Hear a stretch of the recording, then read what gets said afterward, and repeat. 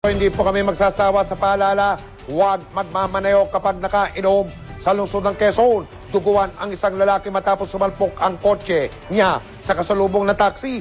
Si Oscar Oida Nakalerto, 24. Kahit halos duguan na ang buong katawan, di pa rin maiwan-iwan ni Louie Anthony Kwong ang kanyang nabanggang Toyota Corolla. Sinasabihan na siya ng mga tao roon na magtungo na ng ospital, pero tila mas gusto pa nitong matiyak kung aandar pa ang kanyang sasakyan kesa mahinto ang pagtulo ng dugo mula sa kanyang ulo.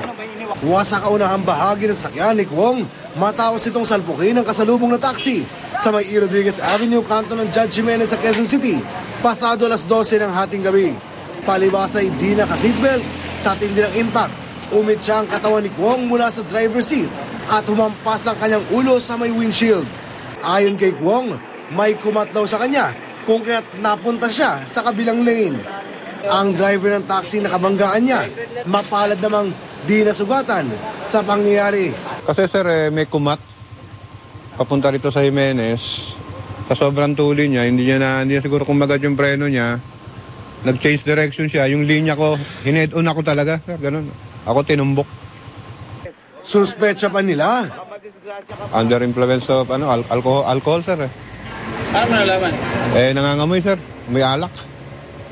Kalaunan, pumayag na rin magpahatid sa ospital ang sugatang biktima. Paalala ng mga otoridad, may dahilan kung bakit mariing ipinagbabawal ang pagmamaneho ng nakainom. Tandaan daw sana na di lamang sariling buhay, kundi pati buhay ng iba ang isinusugal sa tuwing susuway natin ang batas na ito. Sa mga driver na kung gustong magmaneho, iwasan nila yung uminom ng alak. Oscar Oida Nakalerto, 24. Chika Minute! Tila nabunutan daw ng tinik si Aljur Abrenica matapos madismiss ang reklamong kinakaharap niya.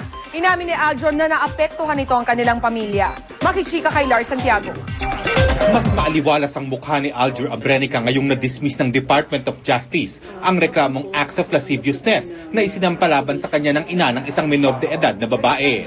Sa unang pagkakataon, ikinuwento ni Aljur kung gaano kalaki ang naging epekto ng kaso sa kanyang pamilya. Kami mag-aama, nag-aaway-aaway.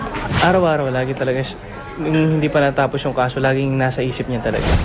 Ang GMA Arty Center naman, nagsagawa rin ng sarili nilang pagsisiyasat. It's a matter also of verifying first what is the truth and what was right and what was wrong. Kasi mahirap din naman di ba, kung if we are defending pala somebody na we didn't feel who was really innocent and who was doing something bad.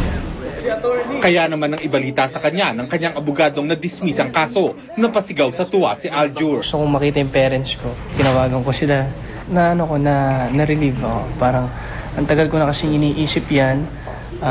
As much as possible, gusto namin na kaagad-agad matapos kasi alam naman namin kung ano yung totoo. Ngayong tapos na ang kaso, ayaw magtanim ng galit o sama ng loob ni Aljur sa babaeng nagdemanda sa kanya. Patawad ko na po sila.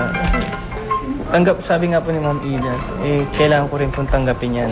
Malaking leksyon daw ang natutunan ni Aljur sa nangyari. Masyado magtitiwala, piliin yung mga sasamahan mong tao at yun lang iwas na sa mga masyadong crowded na tsaka hindi mo masyadong kilala ng mga tao.